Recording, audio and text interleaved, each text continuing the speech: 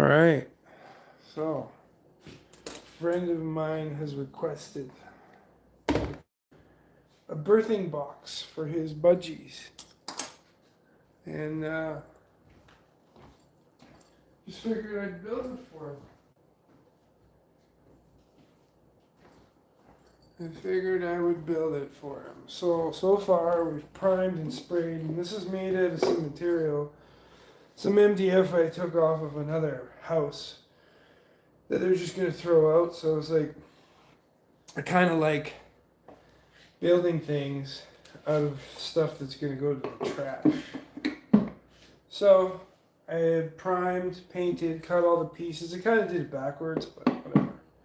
I didn't really make a video on this because I'm spraying it in the back and it's really windy and I don't want my phone to get covered in paint. So I figured now that we're at this stage, I'm going to put the hinges on. Basically I want to center this so that it's nice and straight on the actual box. And then have the distance of the square, which I was going to do it like this. The thickness of the square is what's going to determine where the hinges will sit. Hinge will sit there. Push that back, straighten that out. And now I'm going to, now because we're flush here, well, almost flush there, kind of move it in place, just because I like things to be done right.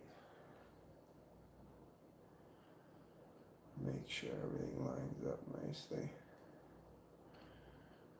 Alright, so get that there. Made these lines to center where the hinges are going to go.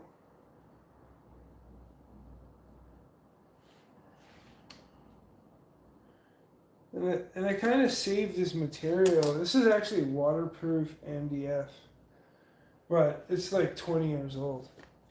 So these were columns originally. And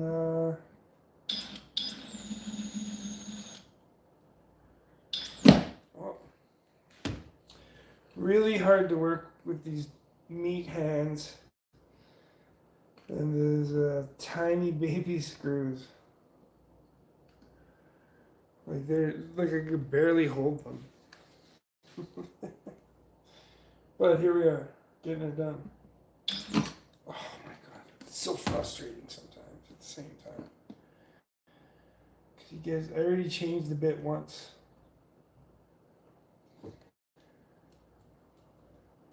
You can do it. So I'm pre-drilling these because we're going to do a final coat.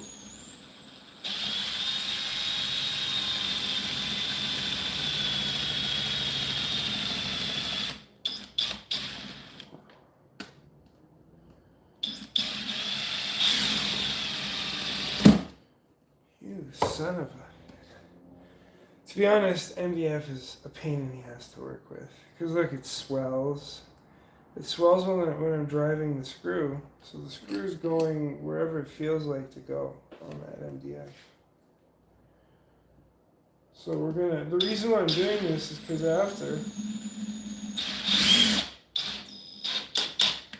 I'm gonna pull these hinges and I'm gonna sand everything.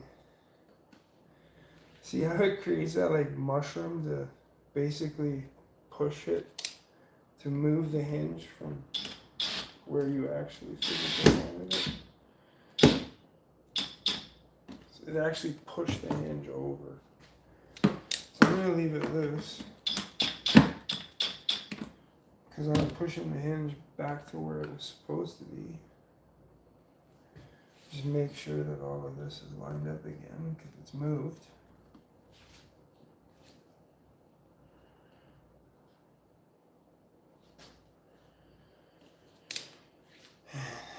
Now we'll go for,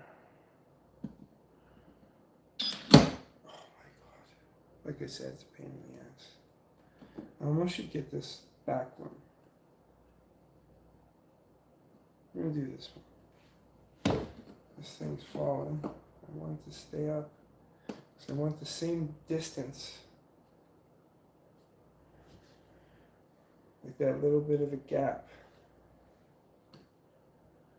I should have a drill, but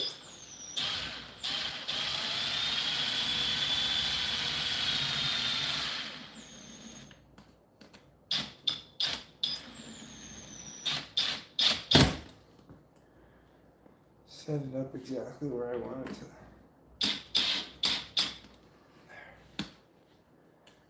It's a kitty corner. Less chance of it moving. Still flush. Or still where we need to be. That's good. Let's put in another one. Again, these little baby screws with my giant Hulk fingers. I can't even see the screw when I'm holding it.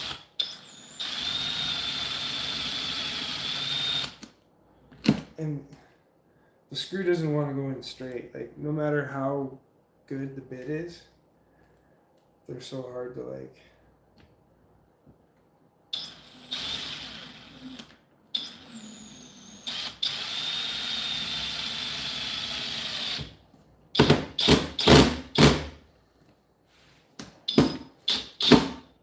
I don't want to strip it either.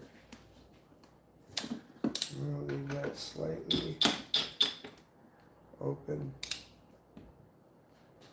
So I want the screws to sit in the right spot.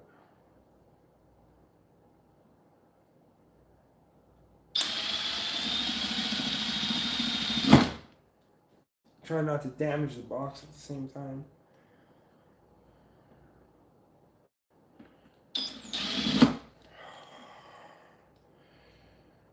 Because you're still going to shoot it.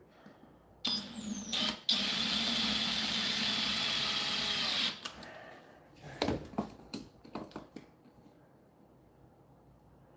Things nicely still held together. Still in the right place. Let's drive that one home.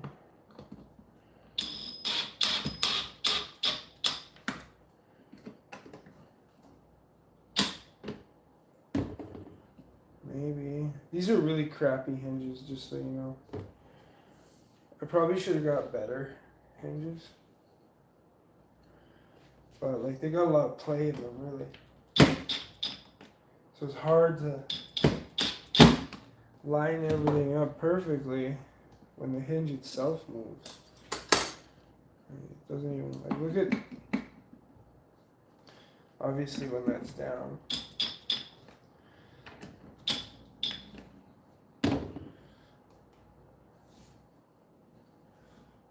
Okay, so there's that.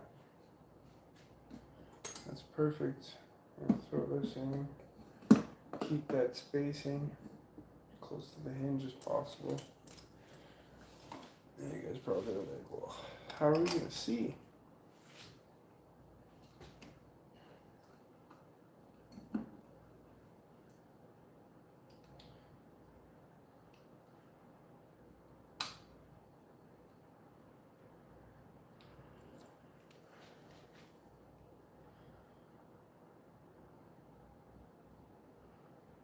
So this guy's like, oh, I don't want you to paint it. I'm like, I'm just gonna paint it because I got extra paint and I don't like putting out anything that doesn't look aesthetically pleasing to me. And it literally looked like crappy brown plywood, crappy brown MDF. So let's start this side too.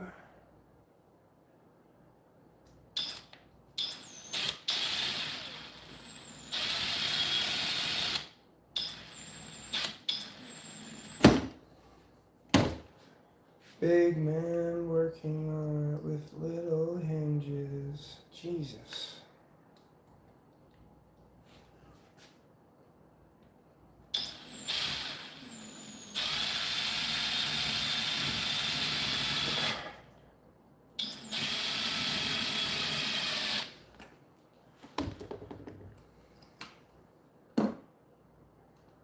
I'm gonna do the one across from it next.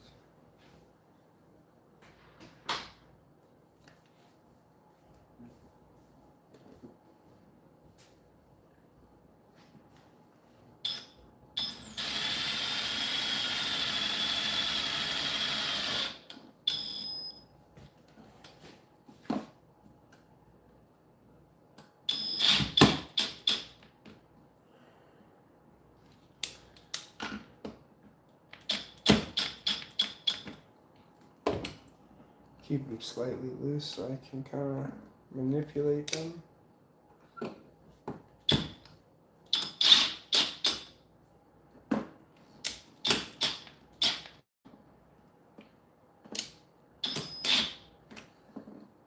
It's pretty good. Now we can obviously adjust these again later. I can adjust them when after we've sanded and painted.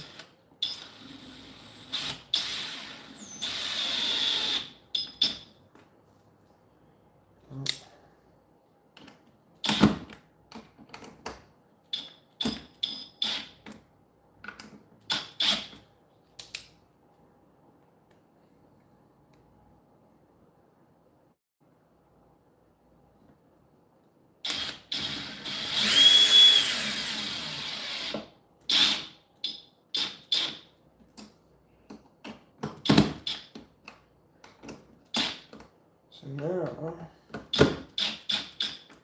that they're basically done, I'm gonna shoot this side down, and then you'll be able to open the box to check. So it's basically so that if they have any babies, we can check up on them. You can see the paint still tacky. So we're gonna sand it, let it dry outside slightly, then bring it in overnight.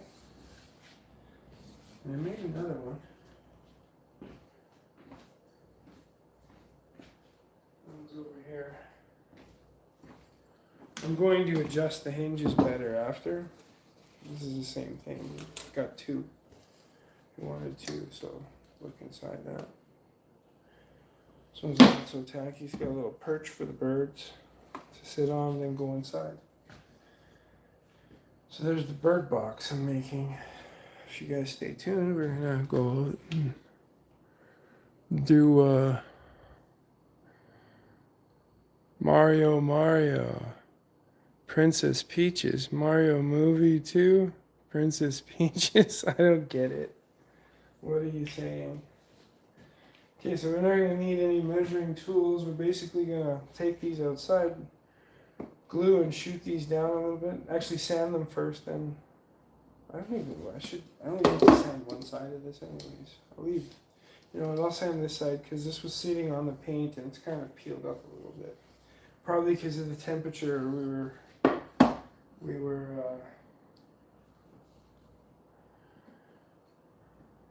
setting these up and painting them. So this is, actually leave it tight, and then we'll move them around. They should, either one on either box will work. They're the exact same size. It's nice and square.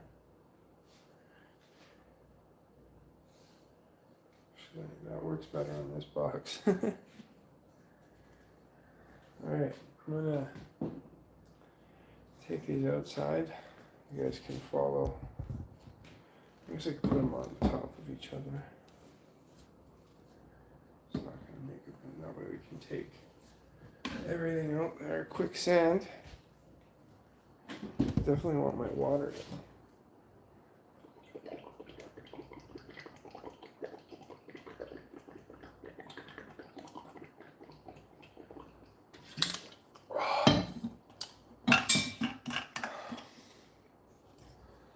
Follow me. I'm gonna take you through. Oh, we got a little bit of a stairwell garden. It's half alive, half dead. Trying to do camera.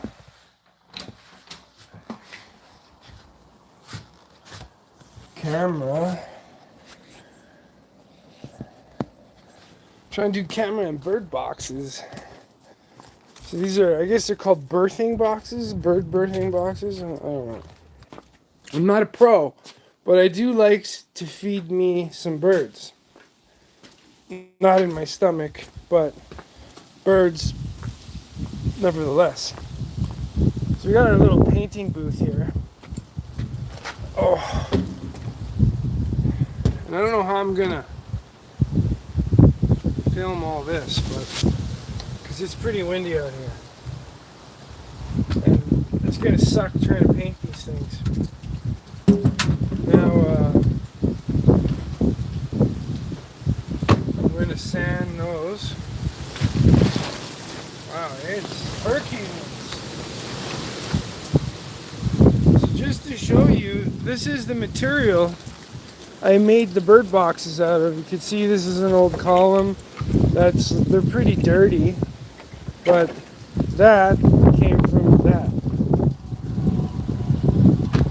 And now we're gonna sand these.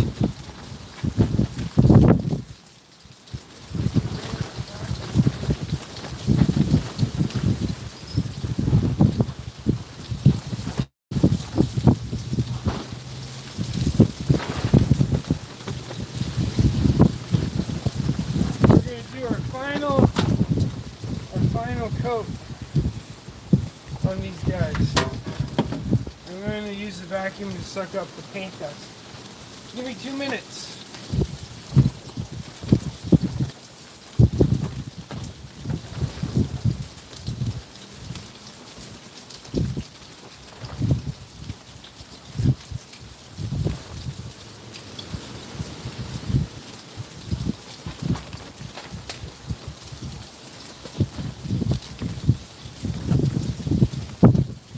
This way, we pull all the hinges off.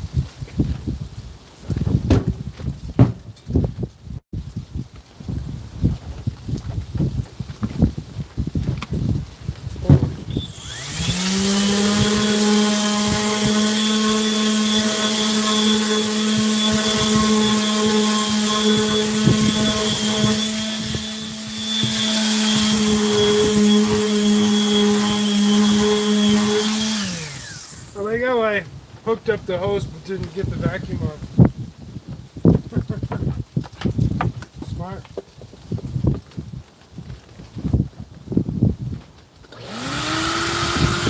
There we go.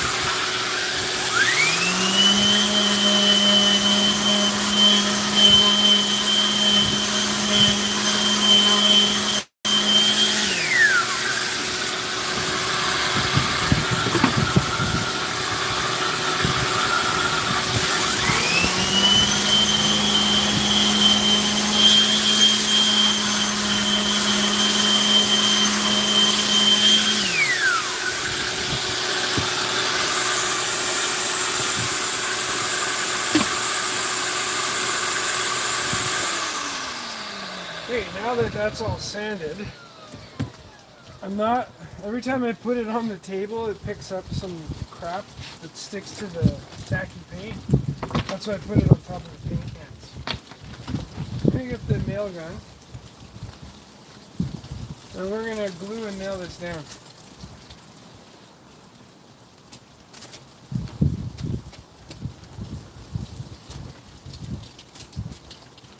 Maybe this would be better to sit it on.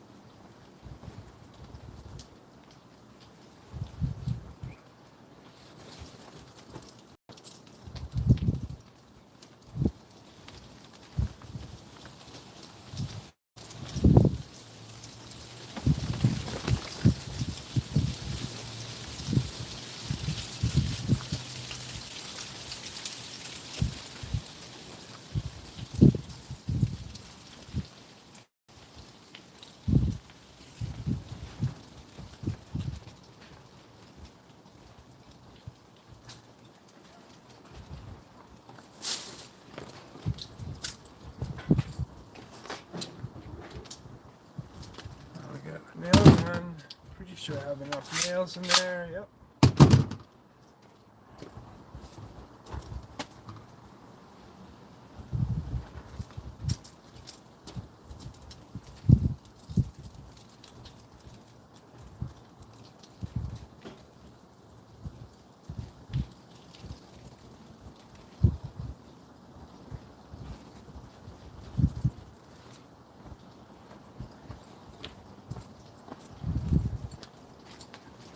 Okay, so we're gonna shoot this back part, this part down. Just kind of center everything.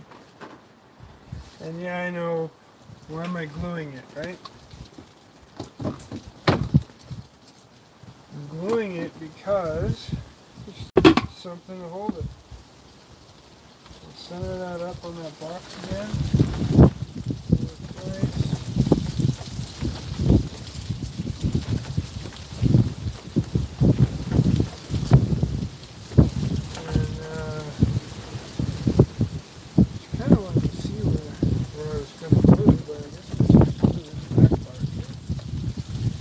I should have done this before, but oh, that's way too much glue. Let me grab a brush.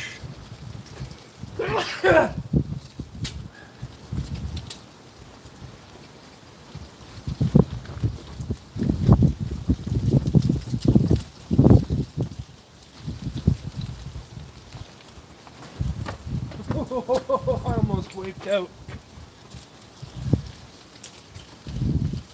It's wood glue, not paint glue, so we can put a little bit. There's a lot of glue.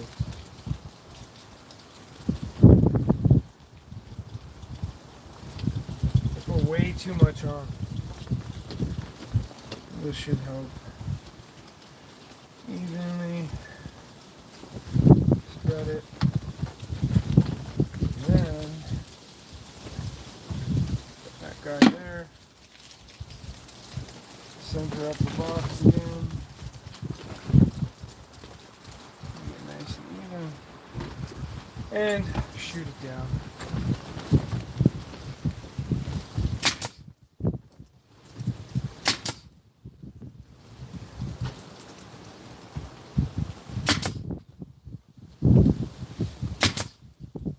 Put like 2 more in the back. There.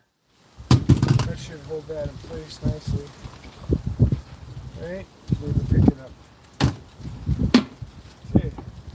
Worked out pretty good. Let me grab a rag.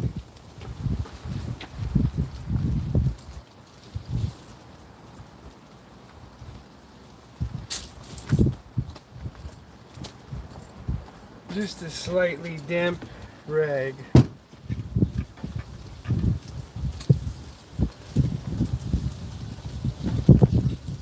Just to kind of wipe up any excess glue here.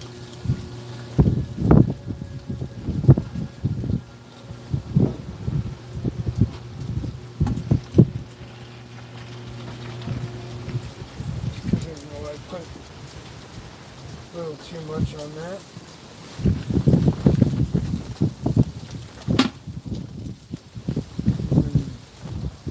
We're going to sand the surface after we pop this hinge off. So that one's ready to go. And this one's next. All sanded like last time. Put a little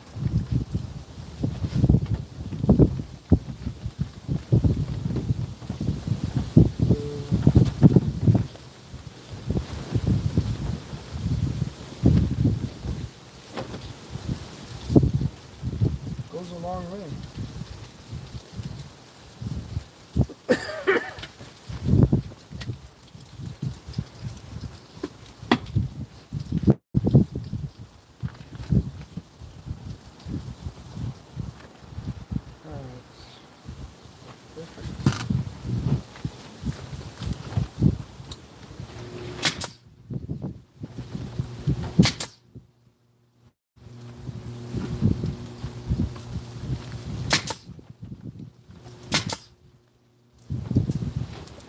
Oh, you bastard. It blew out the side a little. Son of a bitch. This is hard MDF.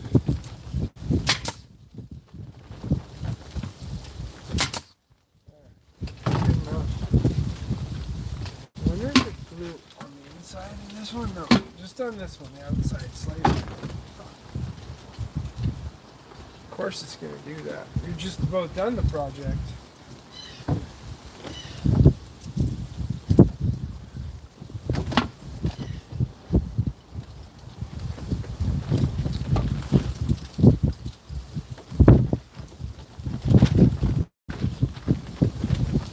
Man, I don't like that. I could probably...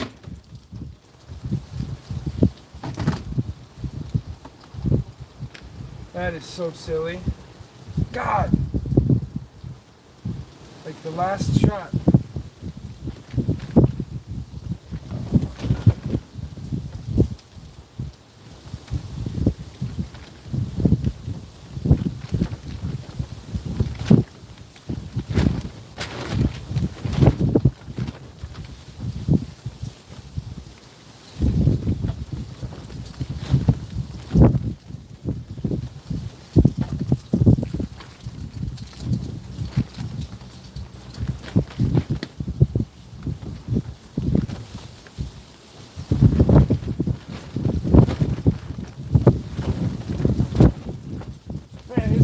And it's kind of cold today, but good thing I take cold showers in the morning.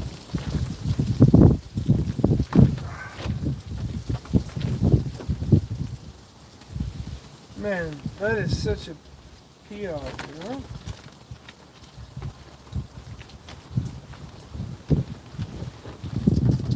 At the very last, we're at the last stage of this stupid box.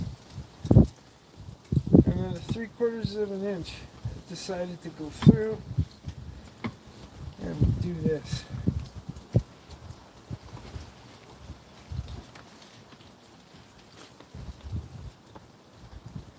I'm gonna take the thing out to the river.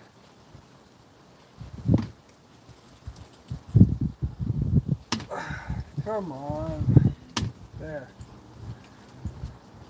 Trying to break it off.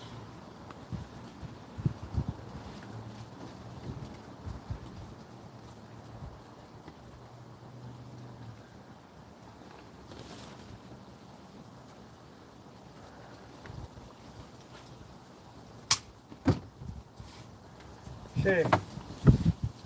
Now I can take my paint tool.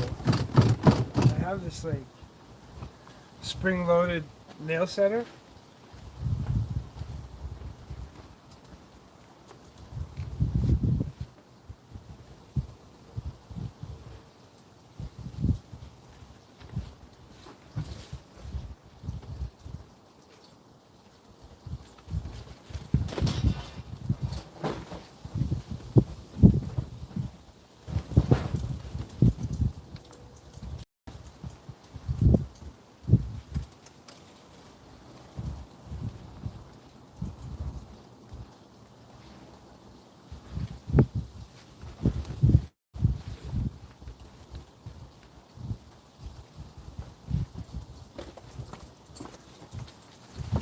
Here we are.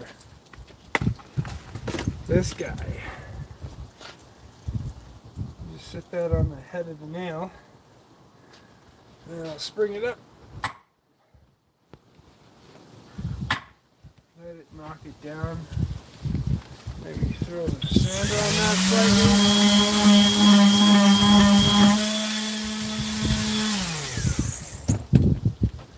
I can always. Oh yeah, that set it down good. Perfect. There we are. Got that down. This is my little kit of finishing stuff. Got a compass in there. That punch that you saw. I should probably even throw these little guys in there. Probably need to be lubed up though. That'll work. That fits it all. Perfect. Okay. So now that we got that, we're gonna just pop these screws.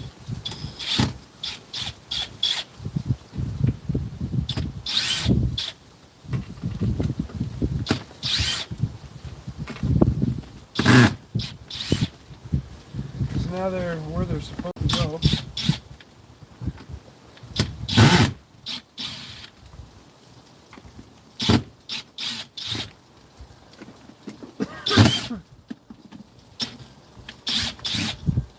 Oh, the battery's dead.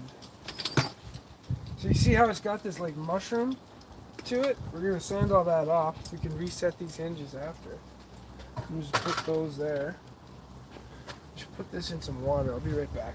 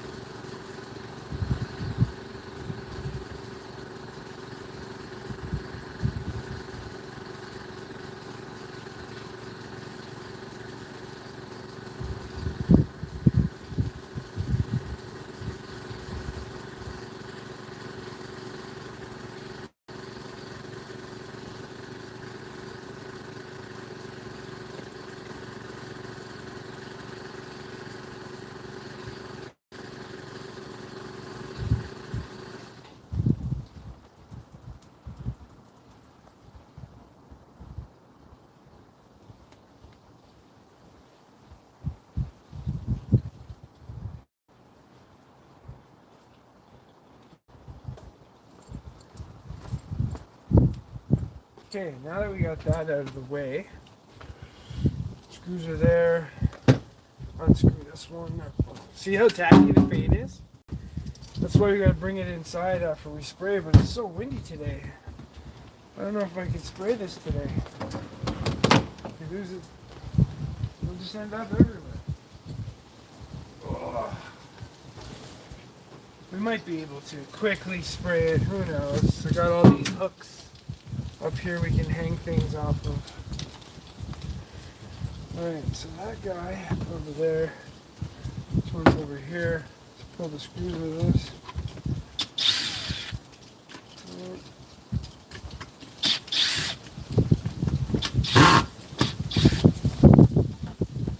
It's so windy. And this drill is dead. You can see the lights flashing on the side. It's like, no more. We only got 3 screws left, 2 screws left.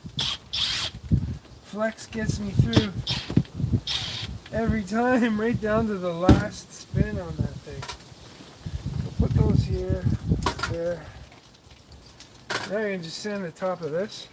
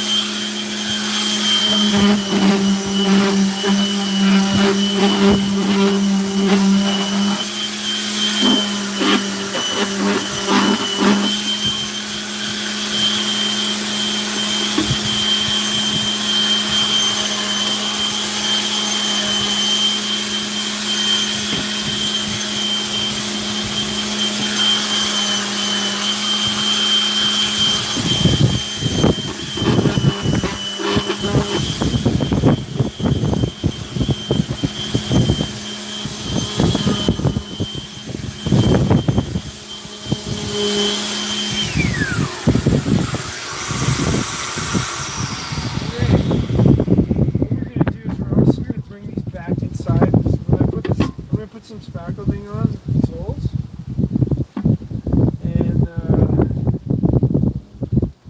should be good. Let's go, ladies and gentlemen. All right, back into the house. Man, it's windy out. Holy crap! And I'm feeling slightly chilled, just slightly. Not even a lot, but just slightly. Back into the house. At least it's not that windy in the house. But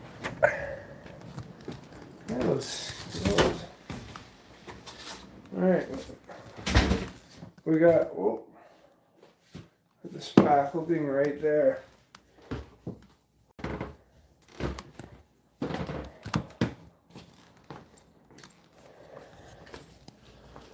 Oh, the most gorgeous animal alive is here. Alright. You can see it looks like we've been working on stuff, right? So I'm gonna let this stuff cure up a little bit. Get that a little bit off. Now we're gonna throw some spiggity ackling on there. We don't need to on the other guy, but just throw some. You just sand that quick.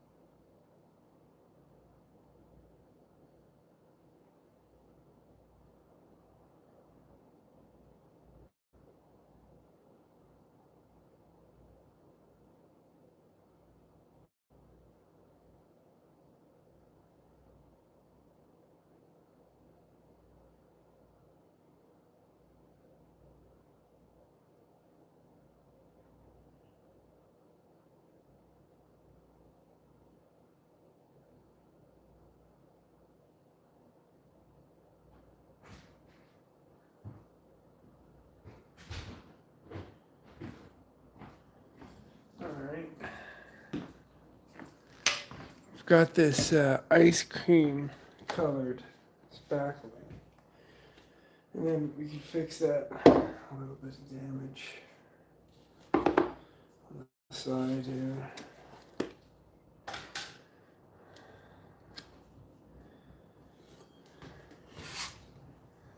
It's kind of like ice cream putting it on. You know what? We're even gonna fill.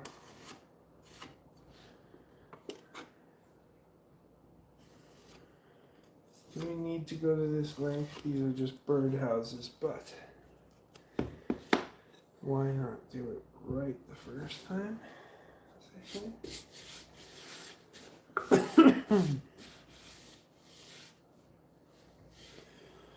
We're just gonna.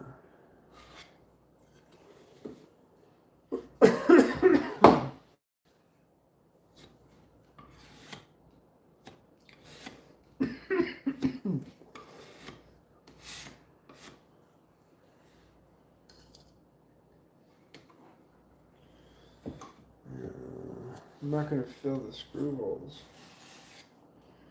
just the nail holes.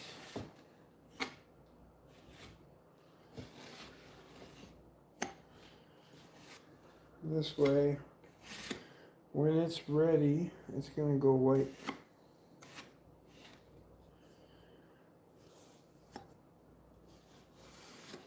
The mudding skills.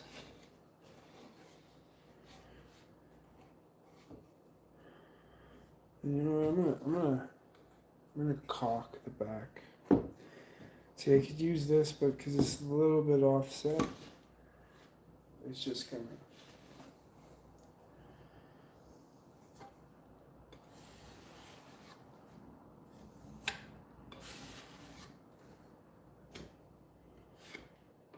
This is good spackling, I have to say.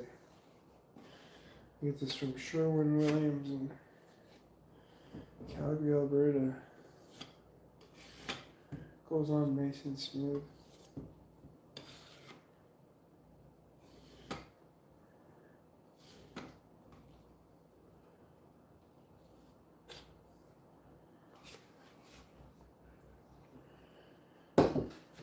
These are birdhouses. Oh, who's here?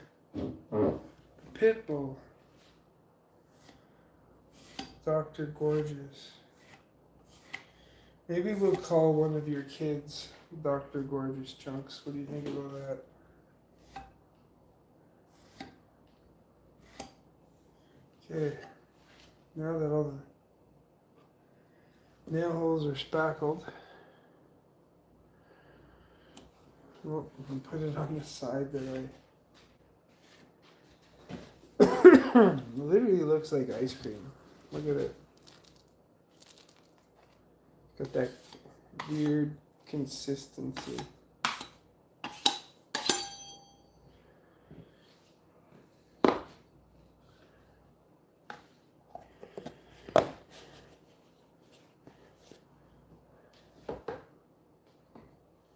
I want these things to just sit. I'm gonna let these actually dry a little. Let me grab the caulking. We'll caulk the back and it'll be done with that.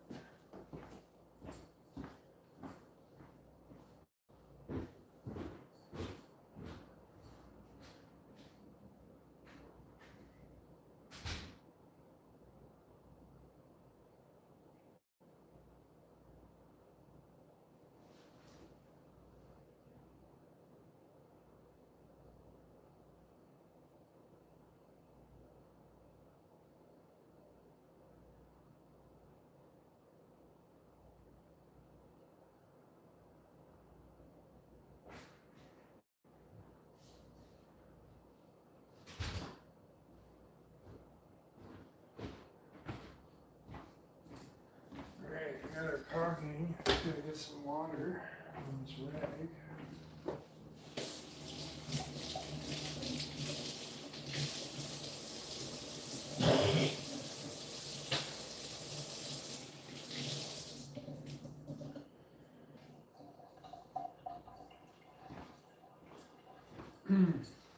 So, when you're DAP. It's supposed to be a dripless gun.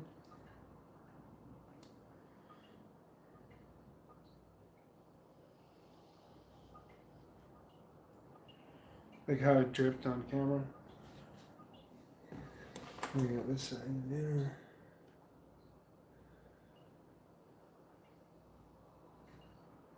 The secret to this. Here's a secret I probably shouldn't tell anybody. Wet rag, wet finger. And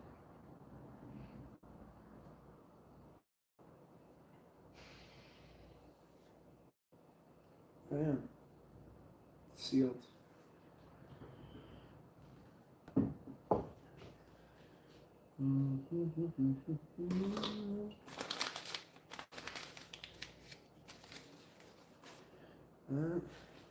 Just gonna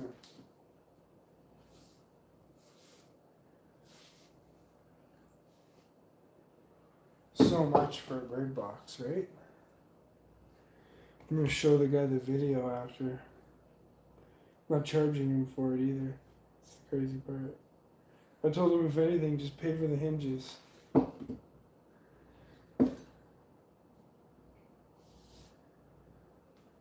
Which is like 20 bucks. The material, I basically grabbed it off of another job. And we'll let that dry. Oh, lovely. Got a little heater over here. Bam, right in that corner. We're just gonna set these right here to dry.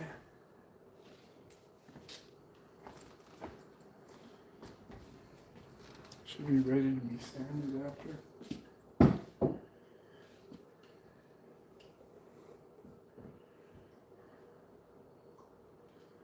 There.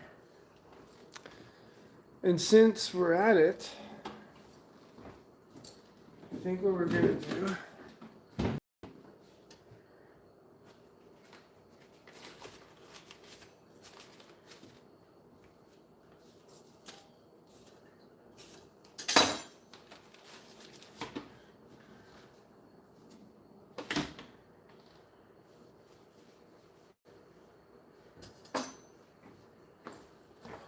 we're gonna make some tuna steaks, ladies and gentlemen, over here.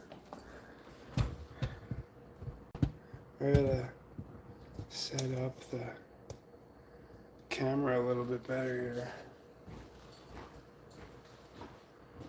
here. So this is the trick. So we went from bird boxes to make tuna steaks, right? What else do you do? Bring it down with this. Let's do that. Tuna steaks. Yeah, tuna steaks.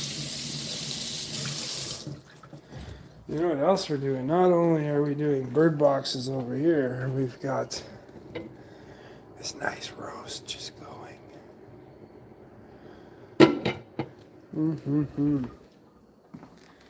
So, let's turn the stove on. Grab my favorite pen. There it is. There.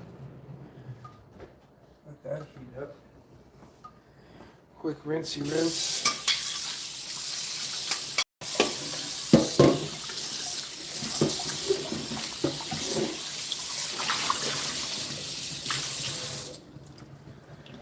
So this is going to be the fastest way to make amazing tuna steaks. Just going to show you.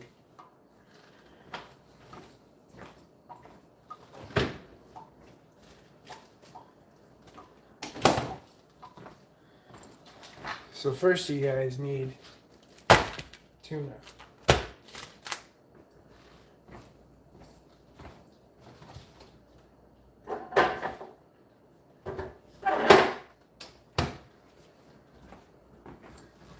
Then you need butter. You need a frying pan and a timer. I'm gonna grab another. We'll use the flipper. We will use the flipper. See how the pan's getting steamy? It's almost perfect time for making this tuna steaks. I'm gonna get the butter out of the box first. And I like using like a little quarter section. This is goat butter. Best butter ever. I like to use, you can hear it sizzling now, right? So now I'll just cut off like a little 1/4 inch into the pan that goes. So I like to season,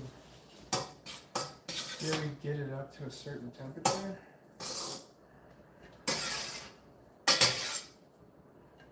Okay.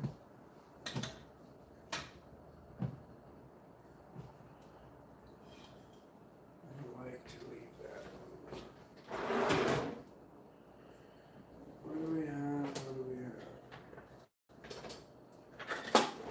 I just want something to hold this up slightly.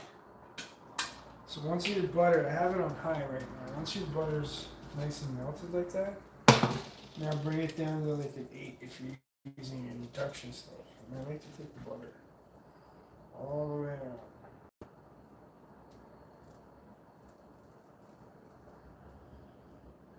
And so like you're getting it all around the pan. Doesn't need to be all the way up there, but now you take your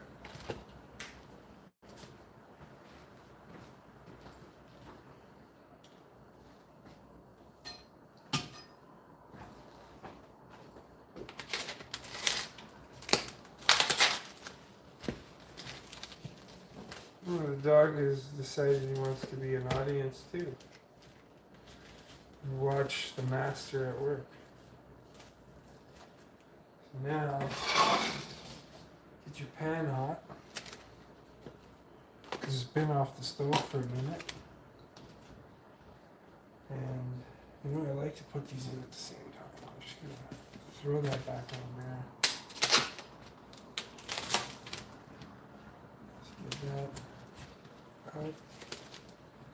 I don't want them to like be sitting in different times. You can hear it. Ready to go. Oh, ready to go.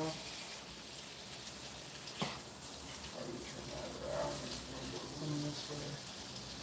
Timer, 3 minutes.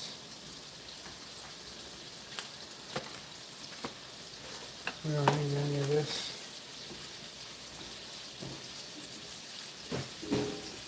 3 minutes is key.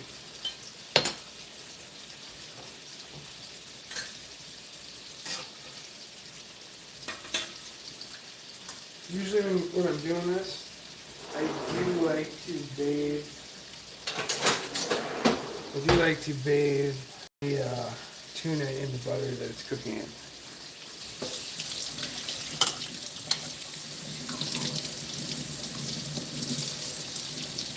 I'm making tuna steaks, Jennifer. Hi, Jennifer. Hi, Michael. Hi, Olga. So 3 minutes. This is what we need here. It's key number. 3 minutes. Let's get you a little closer to the amazingness of what's going on.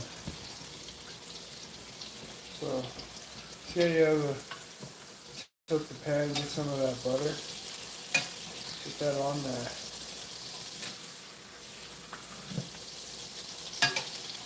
Three minutes, and then you flip. That's the key. I like to move them around so they don't sear to the pan. And I'll even add a little water so we have some more juice in there.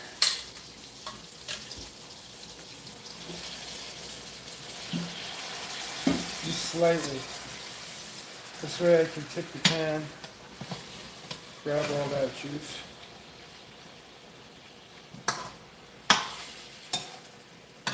So yeah, we were making birdhouses like 10 minutes ago. Now I'm making tuna steaks.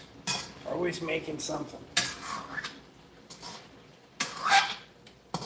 So we're at the temperature.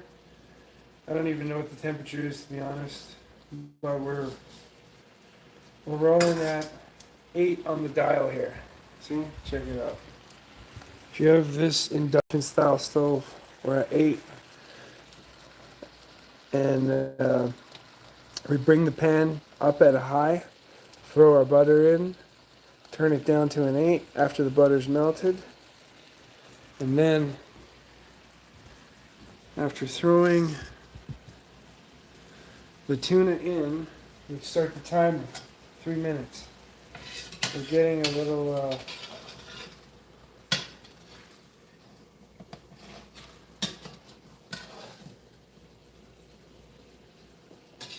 countdown. 4, 3, 2, 1. Flip. Flip. Boom. The other side. See how it's kind of like golden brown? Turn that off. Back. 3 minutes again. Might even flip this around like so.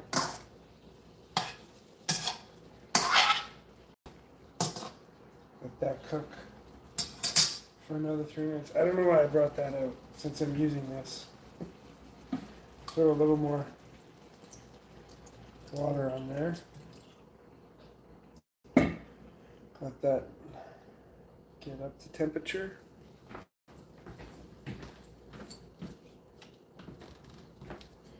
So I got this stuff called, I call it poo salt because it smells like somebody farted.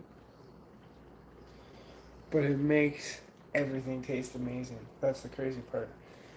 Low sodium. It's a black salt, but look at it. It kind of looks like a pink Himalayan kind of.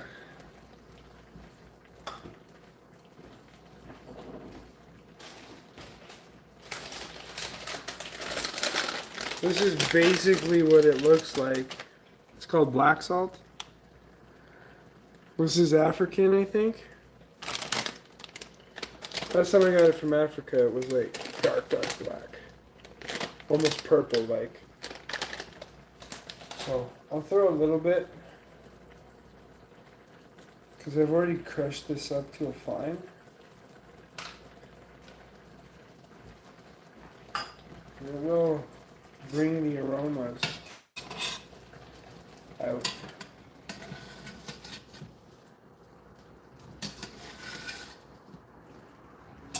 And we're doing a countdown again.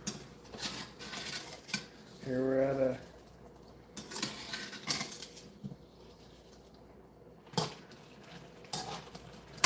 pan fried 3 minutes aside tuna.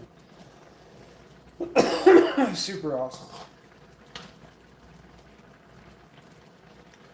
I'm gonna grab a plate.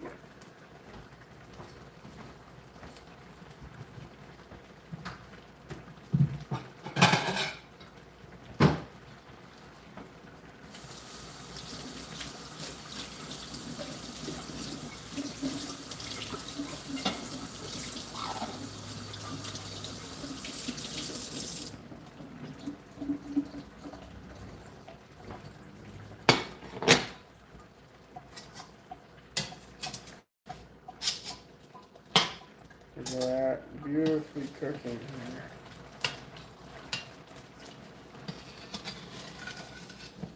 This is literally a butter sauce with this black salt. 6 seconds. 3, 2, 1, and done.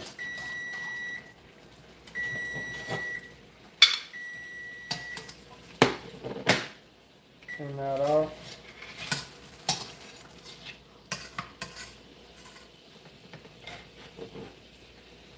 And I'm gonna show you. You can see where it broke off, like how perfectly cooked that is. Let's turn that off, pull that off the stove, and bring you guys over to the enjoyment moment. Here we are.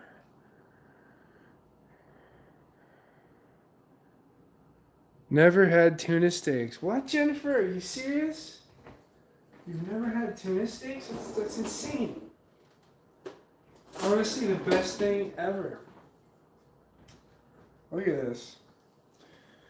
So the only other thing I kind of do to top this off is I take a lemon. And where's that knife I was just using? I'll take a lemon. Try not to cut your hands while doing this. And then just squeeze that on there. I want it on every part of the steak.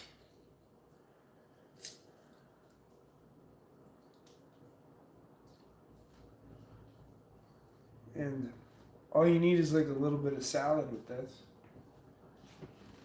I'm gonna put that there for now.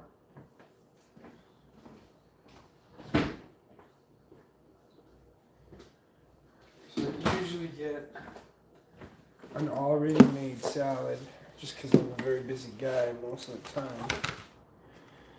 And saves me all this time. I'm not fully agreeing on buying this kind of stuff because I think that you should always make everything you eat or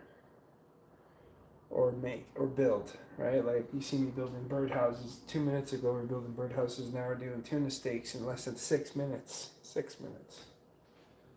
Now, I'm gonna grab my favorite bowl.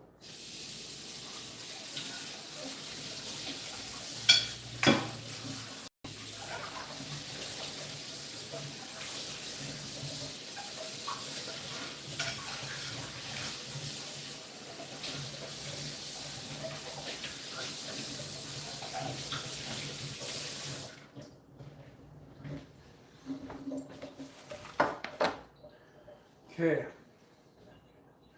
First of all, I'm going to show you when I split this open. Because literally, this is all you got to do is basically split it open. This is what me and Chunks eats. People would be like, oh, that's raw. But that's a perfectly cooked tuna steak. Look at that. Perfect ahi tuna. The only other thing to do is to try a little.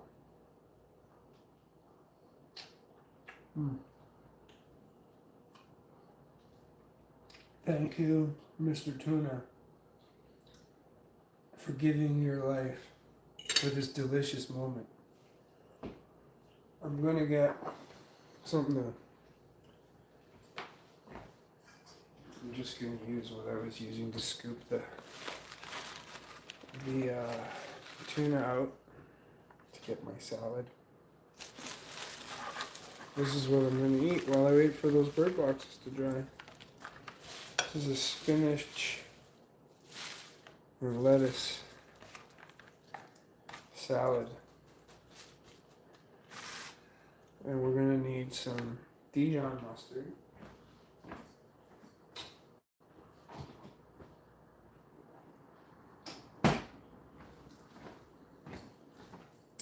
And I love this Dijon mustard sauce. This works with like so many things. And we're basically out of it. But this is what me and Chunks, well, he doesn't eat the lettuce part, but this is what me and Chunks usually eat. Oh, look who's decided to show up. He's like, well, you said my name, didn't you? Did you not say my name? Oh my God, look at that. Oh. What do you think, Chunks?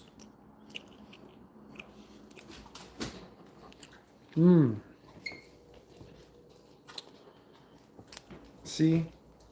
He eats well too. Look at his face. Did you just lick your lips? Double lick of your lips? No, triple. You're like, wow, that must be the best tuna ever. Yeah, perfectly cooked tuna steak. See if we can get him to catch it real close here. Oh. Doesn't miss a beat, that dog. So I'll give him half of that steak.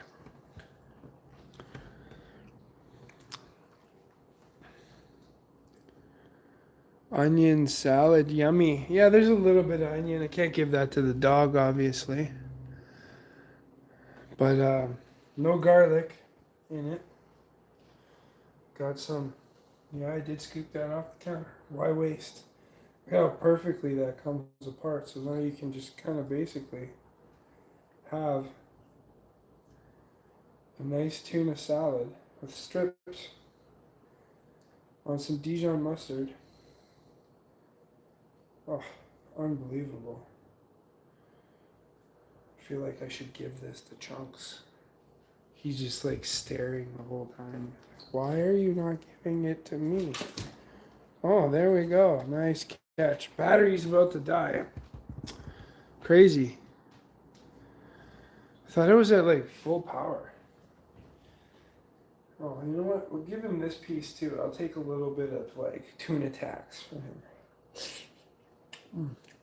So good. Why is it so good, Chunks? See, best part is he is so good. Look at that. That's like two feet away from his face, and he's not even eating it. Okay. And then he takes it so gently. What a good boy. Thank you. Man, not with a salad. I can't wait. Let's try some of that with the.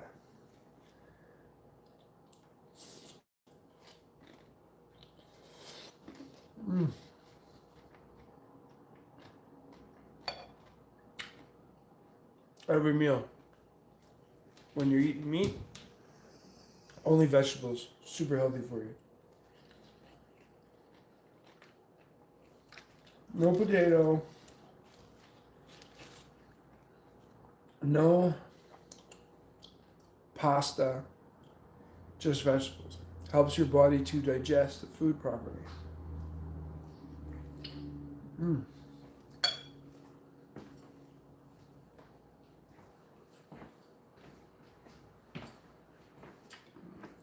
There's literally nothing else you need. We'll use the last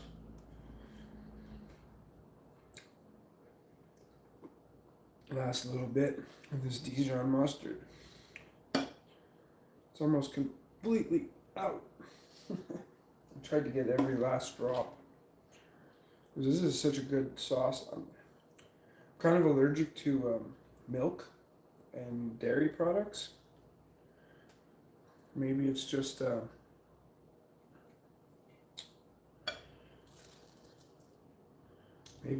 I'm trying to get every little bit of this Dijon mustard. There we are, done. Dijon mustard done. I'm gonna use my hands because just lazy to go and get something else. But hey, look at how perfectly that tuna steak. And this is what we're gonna eat for lunch on this fine Saturday. I'm gonna save that one for the dog. Same. And the rest I'm gonna eat. So he's basically almost eating a whole tuna steak, this dog. Like 3/4 of one. We're probably gonna even throw a couple more chunks here. So we got our food, and we got Chunks' food over here. Chunks who? Chunks, the most gorgeous animal alive. That guy. See, look at him. Oh.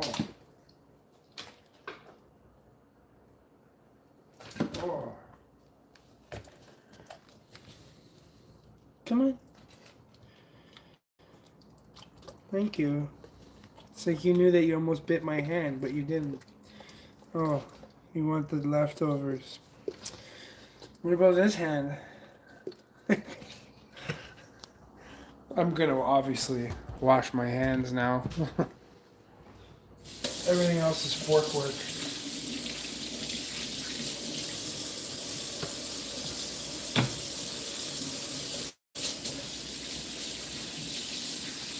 Bird boxes should be just about done here. I can give it a quick sand and then attempt to throw a coat of paint on it. That's all I can do. But first, ladies and gentlemen, let me try to get this camera charged up. I need a...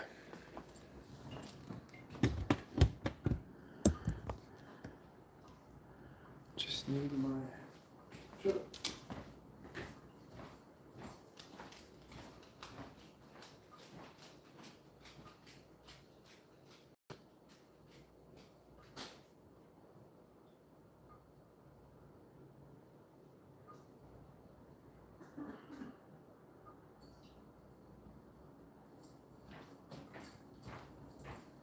I had a crazy idea now that I just thought of it. Literally. I literally just thought of this. There is this, like how I got all these tools in the counter. There is this sweet and sour stuff. Oh, it's so good to eat alone. Just want to mix up some of this tuna salad with a little bit of. So I did say I'm allergic to dairy, and here there's cheese in this, but I sacrifice sometimes a little bit to keep some of my sanity. But like this salad looks amazing, really.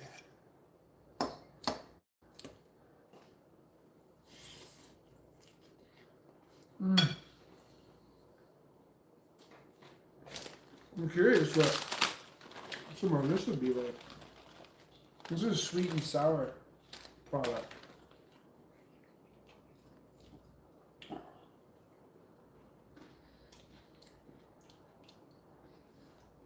Kind of gives that little bit of crunch to it.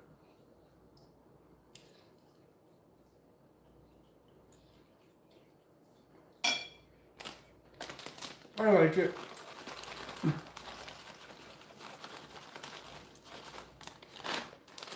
Oh.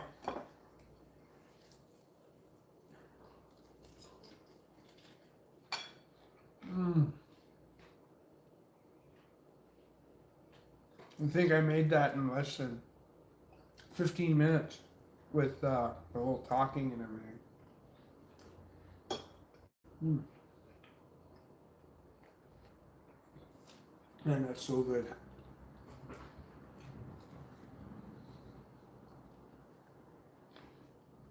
The tuna alone is great. The salad is just as good.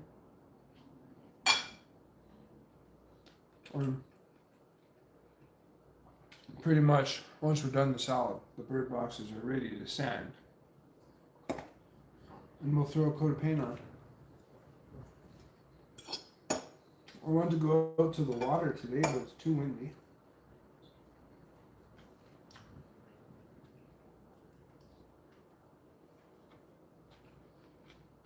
I should have went yesterday. Because it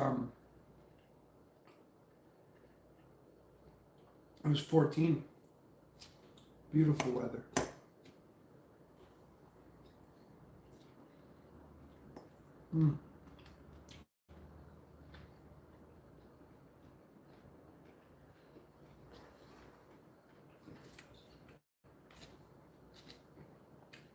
That's how you cook a tuna steak in 6 minutes. Perfectly. Now it depends on the thickness. If it's an inch, 3 minutes. If it's less than an inch, then do like 2.5, 2 minutes.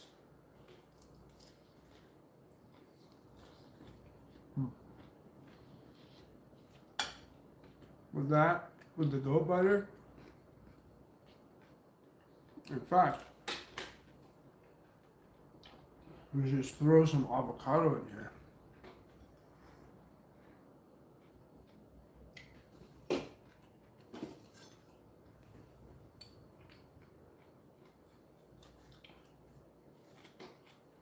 This thing is almost on its way out.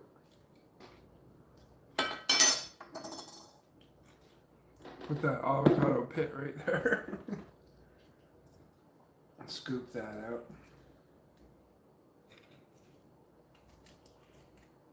Look at that salad. Just is like, no, I want to come for the ride. Avocado ride. Usually a spoon's better than a fork for this process. But yeah, this avocado is like not gonna last another day if I don't eat it now anyways. And key to healthy food is literally getting good healthy food. You know what? I'm gonna put the other one on too, because they're both gonna be gone. If I don't eat it now, they're done tomorrow for sure. It's like the last day for this.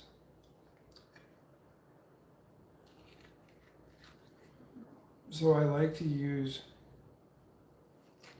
real salts that haven't been like bleached or. This is as live as you get. You're literally watching me in my everyday life. Yeah, I'm glad I got to these avocados before they went bad. Why not eat healthy? I'll feed the dog this. He'll get avocado too, but I usually prepare it in a couple other things. So we'll get some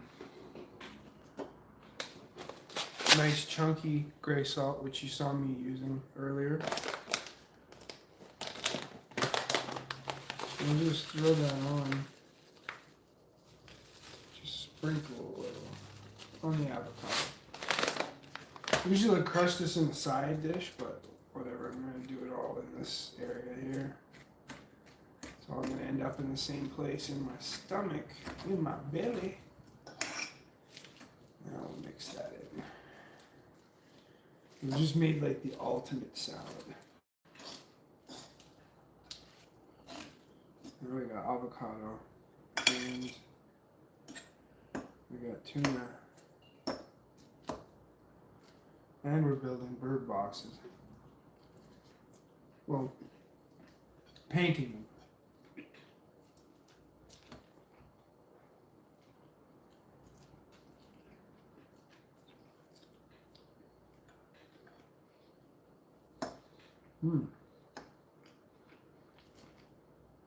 So good.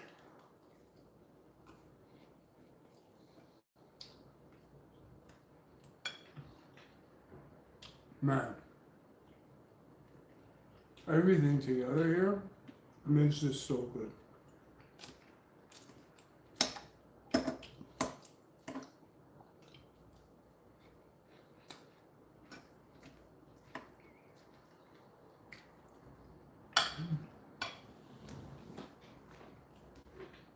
So healthy for you, right? Like, you know, a contractor's biggest problem, somebody who works for themselves, right, who's having to die the time to eat stuff like this.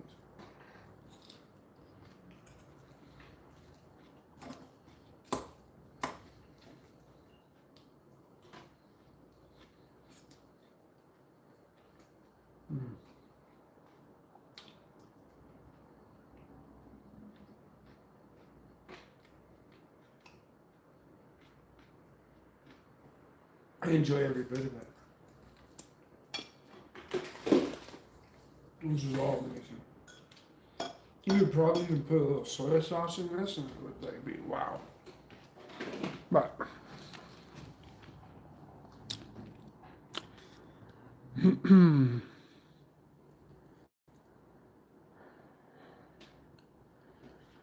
now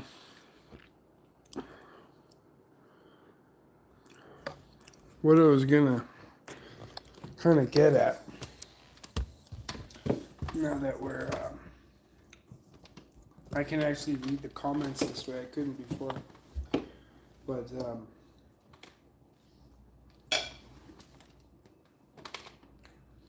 every bite's amazing.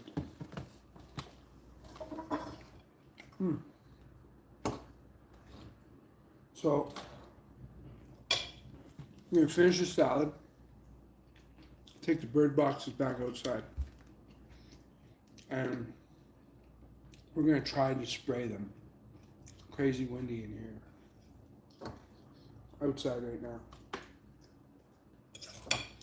And then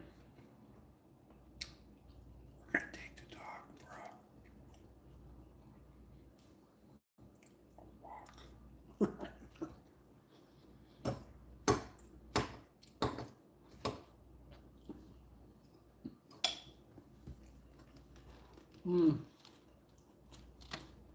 What if we should take Chunks for a walk?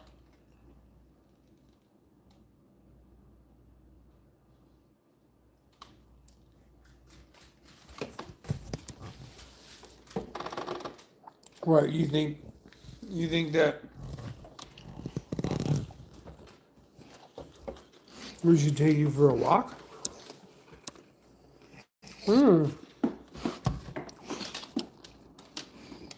Why do you keep smelling my amazing food?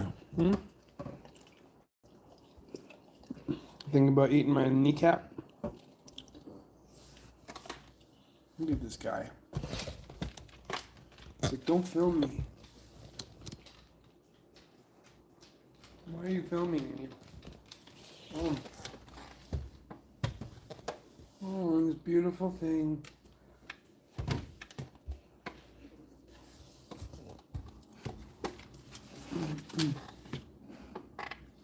Back up. Back up. Back up. No one can see this most gorgeous animal in all of Pitbulldom. Look at this guy. I'm gonna get his ear. He had an ear infection for a little while.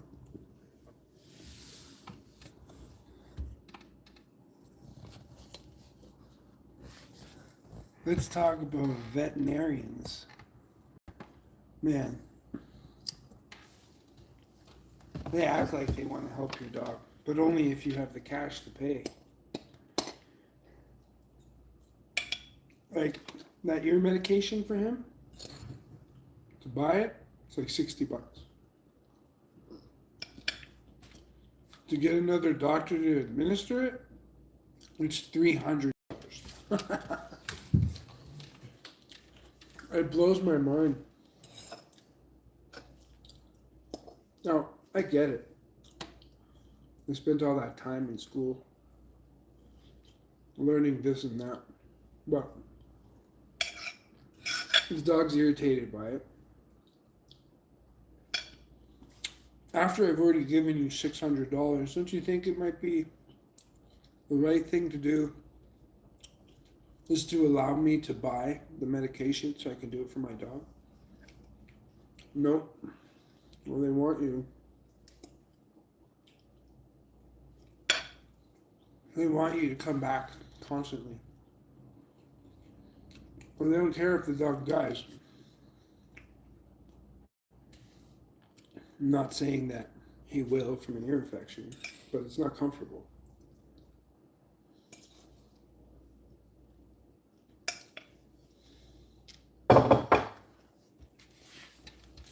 To charge somebody $300 for like a 20-minute visit, not even, because like you're there for like an hour. They'll sit there and talk with you to kind of, I think, to justify the fact that you feel like if they would have just like boom boom get the dog out, and it'd be like 5 seconds, and then they charge you $300, you'd have something to say about that, right? So that's why they talk to you. They're like, oh yeah, because you can tell when they're listening. They're not really listening because they don't care. Right? It's like, oh yeah, yeah, I know, totally, and then pet the dog a little bit. Oh, I know. It's just gonna cost you a little bit in their mind.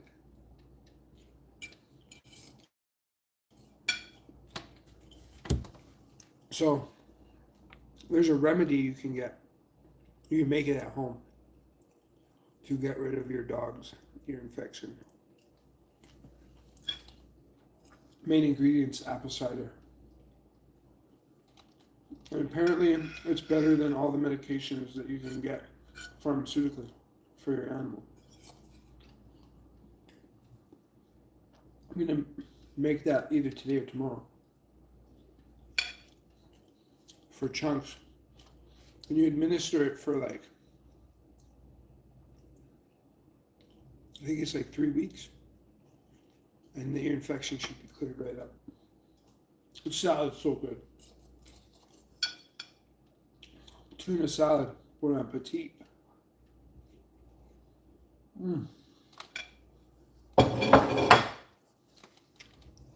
So, literally after we're done here,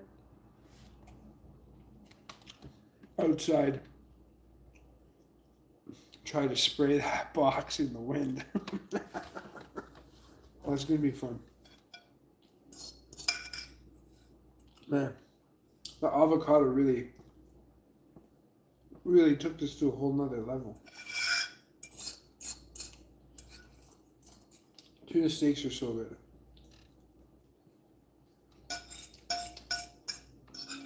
See, I know a lot about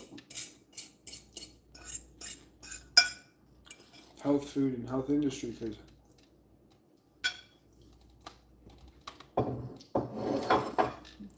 I've been practicing it for so long. And one of the things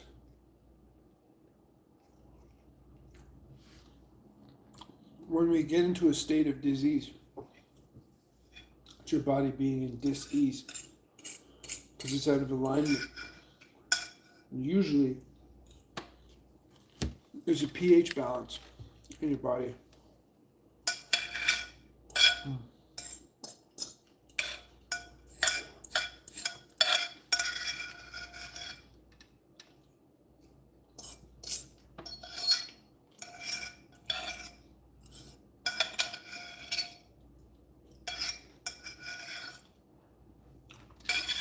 So, key to peak health is actually to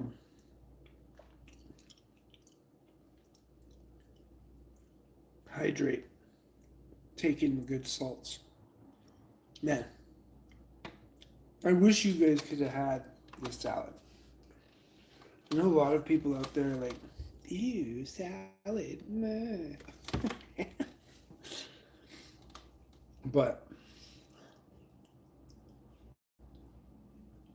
the food we eat nowadays, especially in the combinations that we eat, when you eat meat with bread, meat with potatoes, meat with, or some cheese on my finger, meat with anything other than vegetables,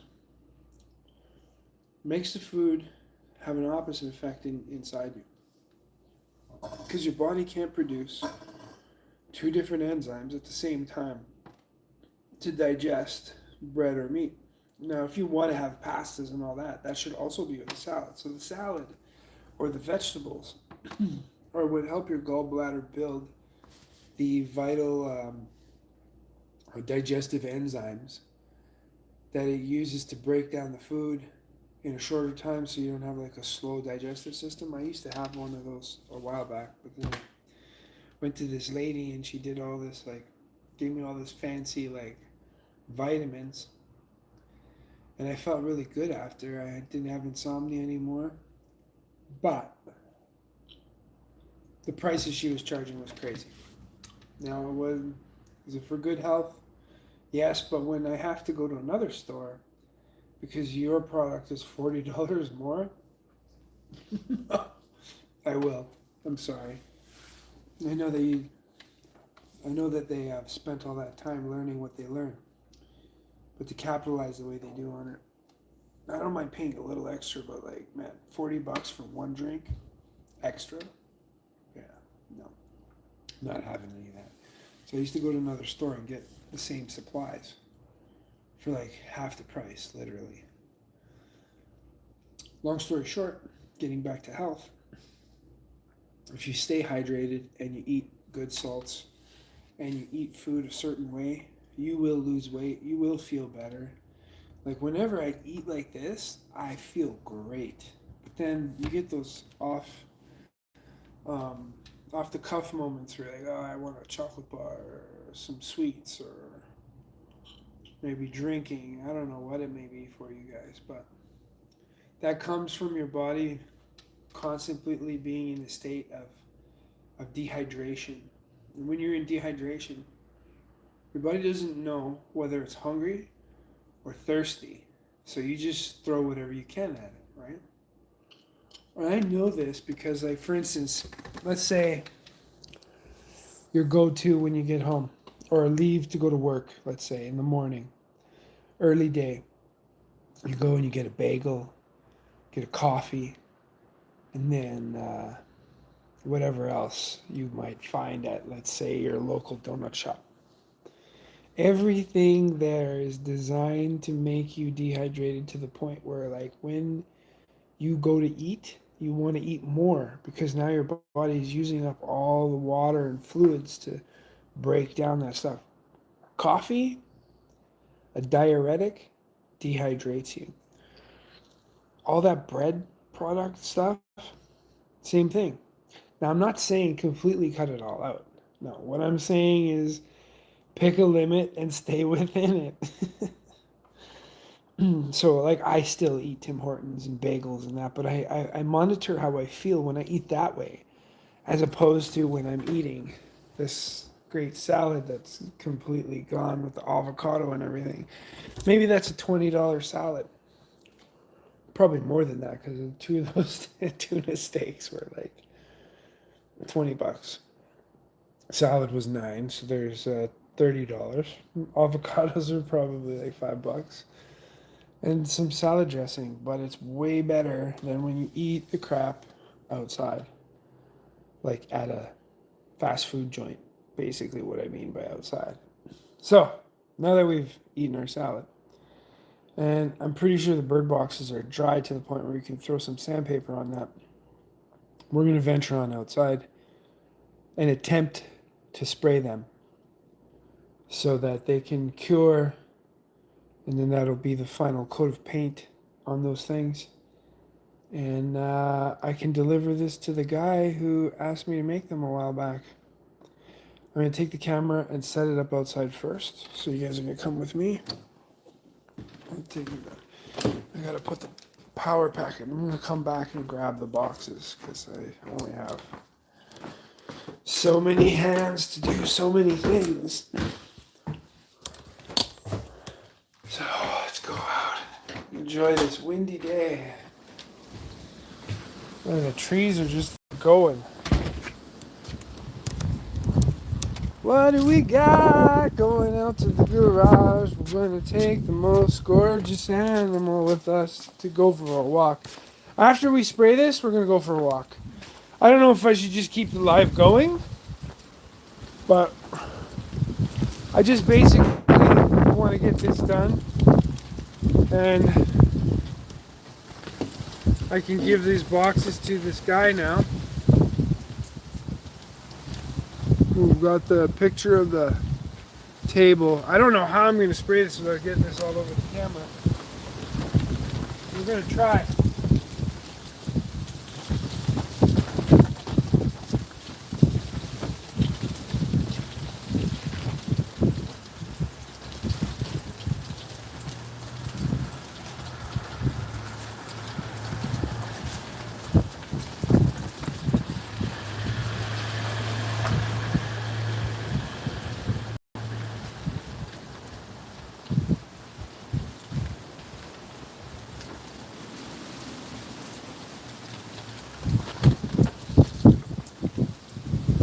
This is gonna be fun. I can tell you that. Pretty sure we're gonna need to add paint to this.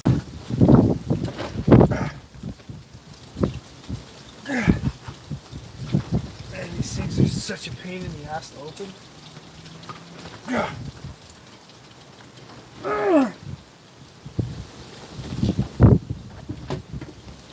There's only one other way to open this. I gotta put this on the ground.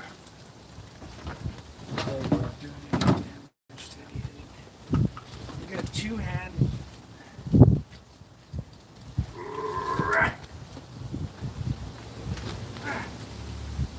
Come on! God!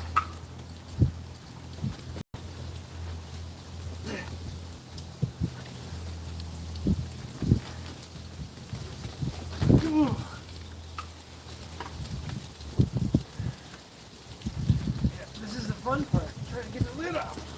There we go.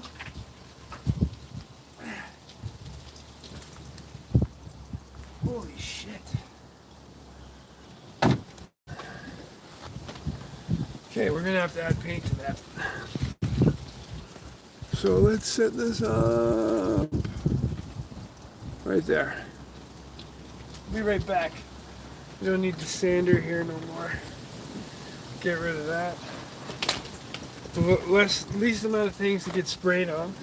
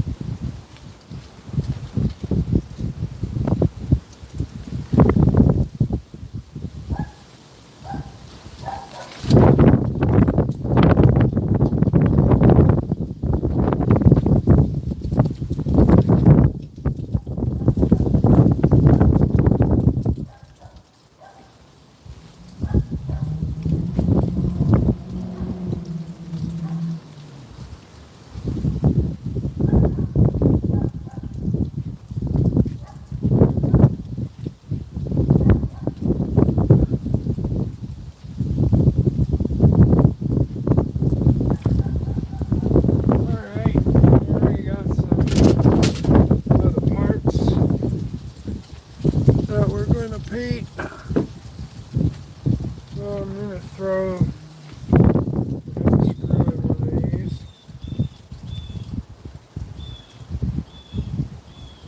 This way we can hook these things up. And then I can use something like this. Kind of.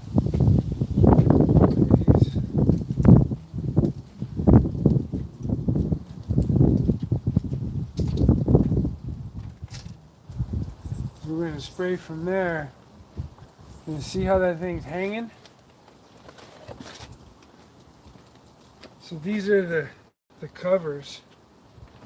Can I mix them up now, though? Uh-oh, that's going to be interesting. I might have not marked. We're going to have to figure it out after. I didn't mark which one's which. I just sanded them. It sounded like a hawk. I just sanded them. Or it's a kid, probably. We'll hook that like that. And then these boxes are going to be special. I'm going to use these longer screws.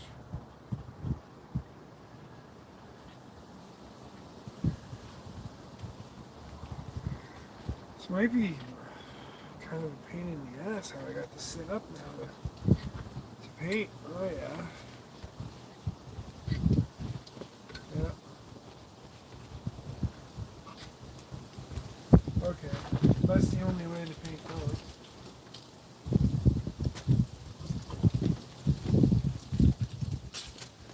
Calling me, calling me. Yeah, they calling me.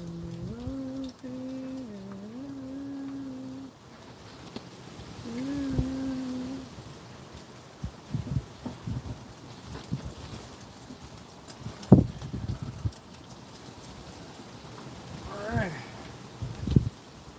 There's another one. Hooked up.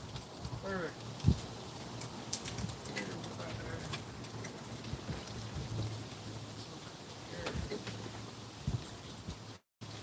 Now I gotta fill this. So we're just about empty. Am I already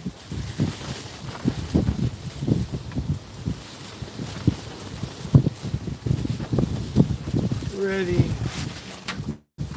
Paintbrush for cleaning up.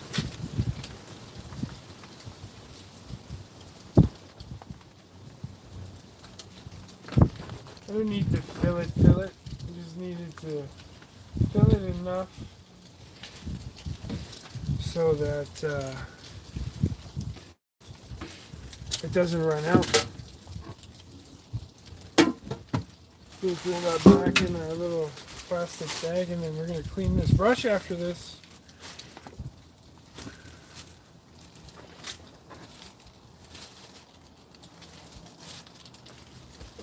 Then we're going to take the gorgeous animal for a walk, because he's just dying to release his energy.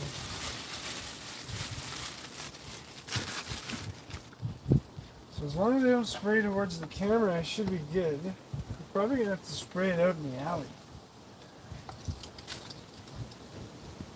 One thing about these lids are so hard to like. I don't need to screw it on that bad, but like enough.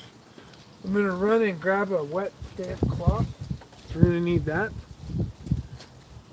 Might as well bring all the paint and stuff inside.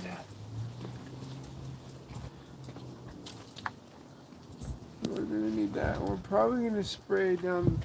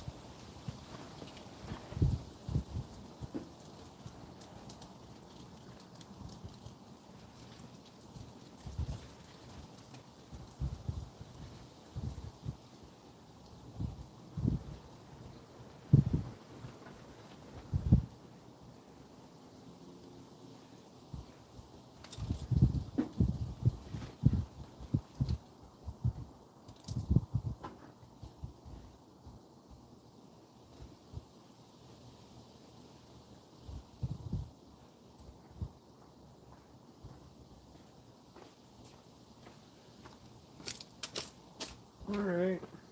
With the wet damp cloth.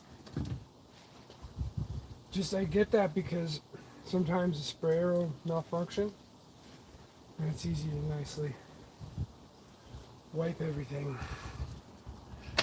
Throw that on the spray. Okay, good thing the wind is going that way. But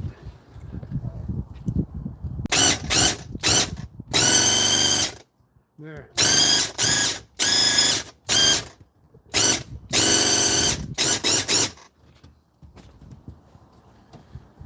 Yeah, I'm gonna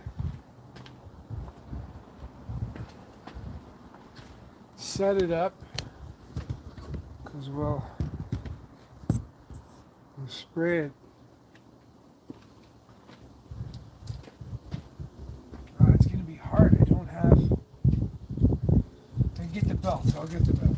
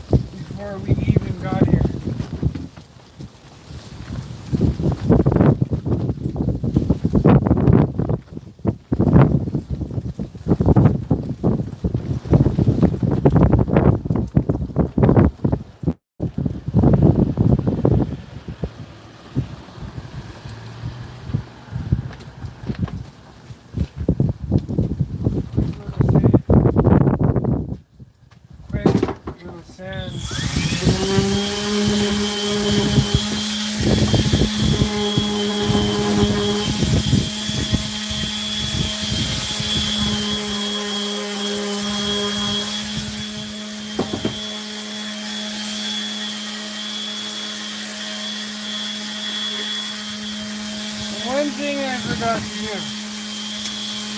But now I'm doing it, so it's not, I didn't forget.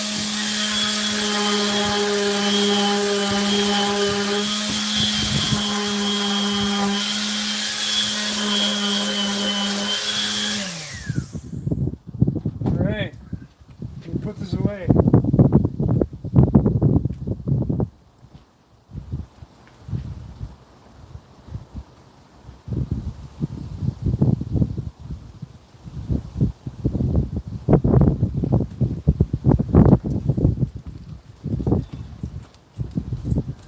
Okay, so I have to spray in this direction because that's the way the wind's going.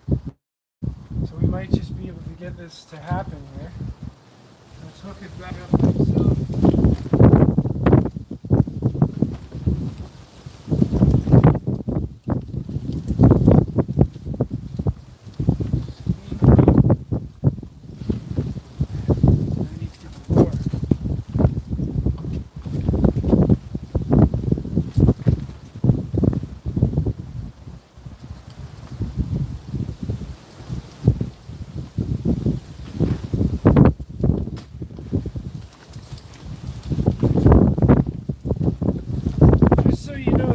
One tool that Flex makes that actually blows.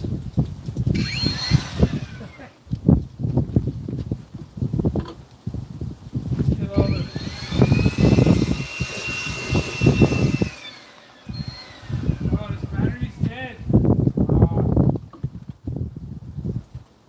Oh enough to get the dirt out. Might be able to do it on this one too.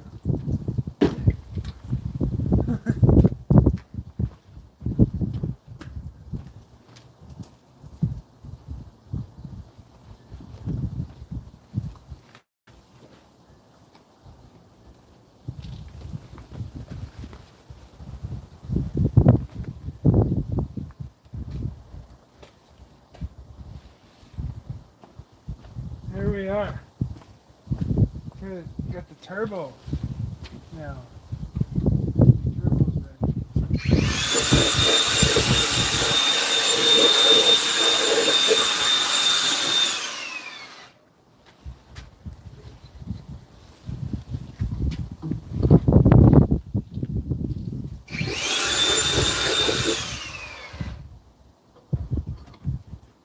Okay.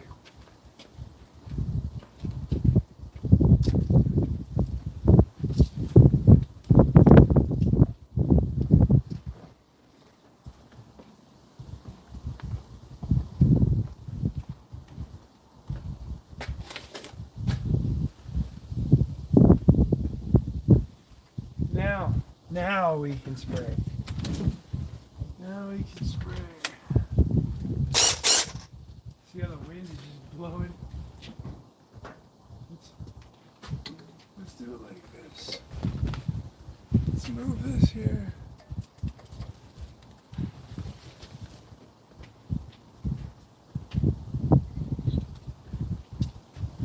What I'm gonna do, I'm actually just gonna spray them the way they are.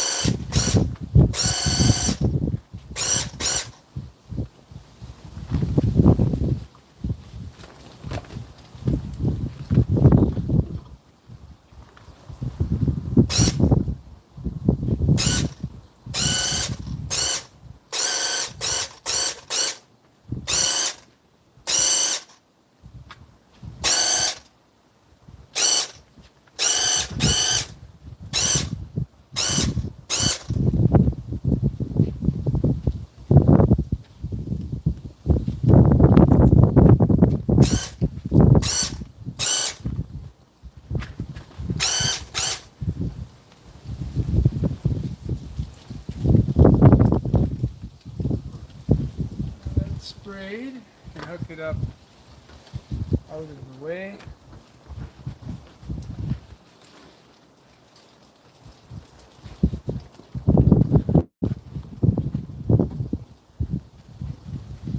This one next.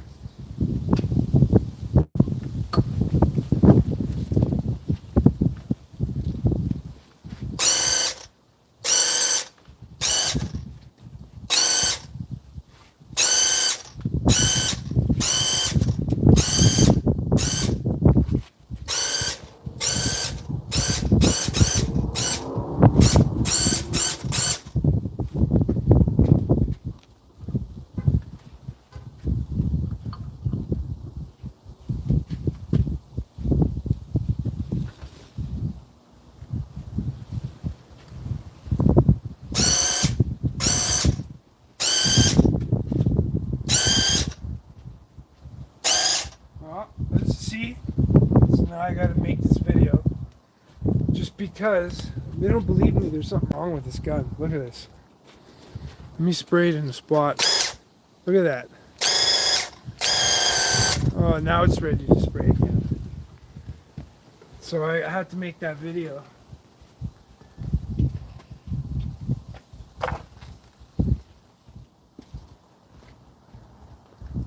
I have to make that video because I can tell when that sound starts happening that's about to like miss spray.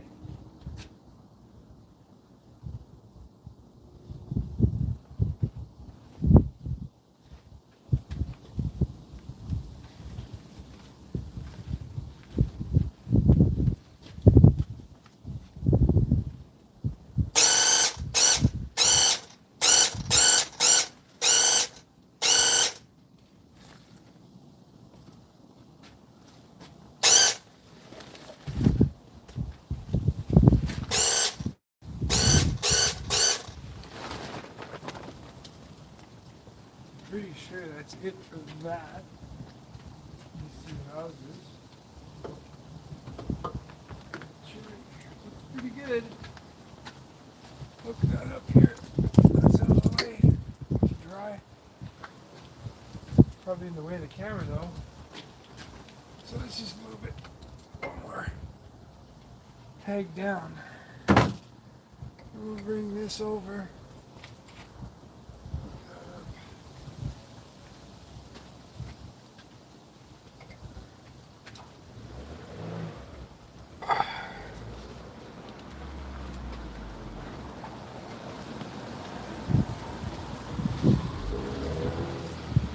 Alright.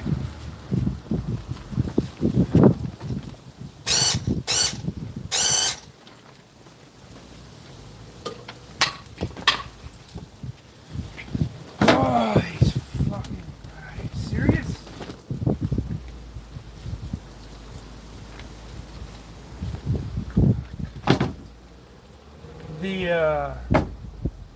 Right in the fresh paint too. Thank God I got a wet rag. So these zip ties really suck because they snap. I was literally gonna say that before. These black ones, they break too easy. I just gotta go grab the other zip ties before I do this.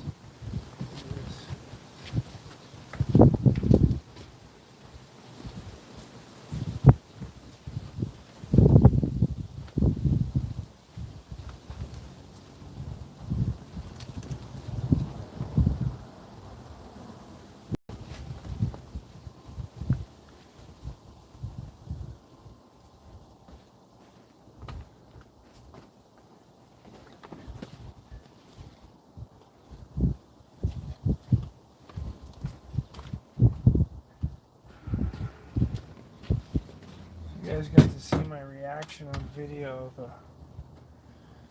I was literally thinking about telling you. I was like, no, I'll make it through.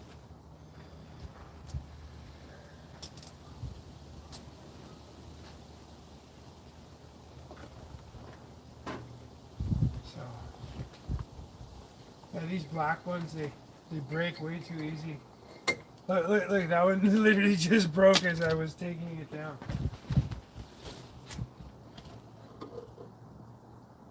You gotta be very careful. Like these black ones, they have these grooves in them. Like look, that literally just snapped. So that could have been the other one that does that.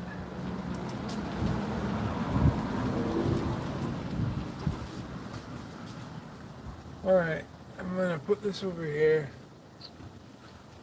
I'm gonna spray.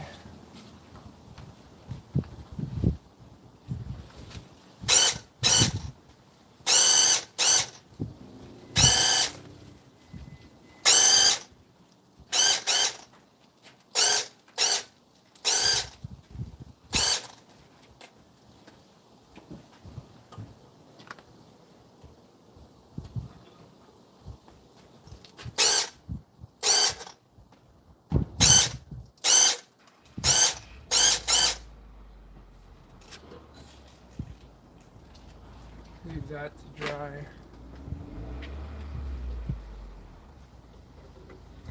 Over here. And the corner of it touched my fucking arm. I'll touch it up in a minute. Let's just spray this one.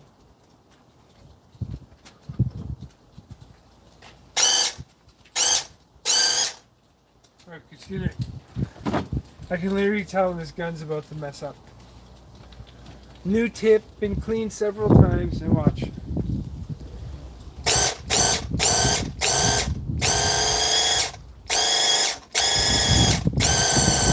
There we go. Now it's ready to go again. It's like it has to reload the paint or some stupid shit.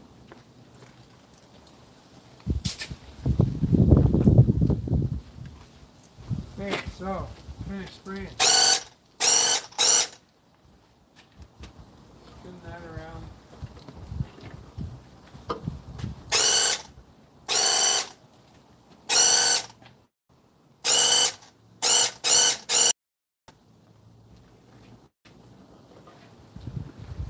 I like the convenience of the cordless, but I don't like how many times it screws up. Now, I don't know if it's just a design flaw, but oh, here's one of those black. That one was a little bit stronger than the last one. But with the whole cordless, the convenience of it is great. Covering myself with paint more. Convenience of it is great, but the way it fucks up, I'm not happy. Here, we'll put the other box in here underneath the cover in case it magically rains or something silly, you know. Let everything dry. We're done with the painting. No more painting left on this thing. It's done. There's like 2 coats of primer, 3 coats of paint. So that's that for that. Let's take all this into the house now.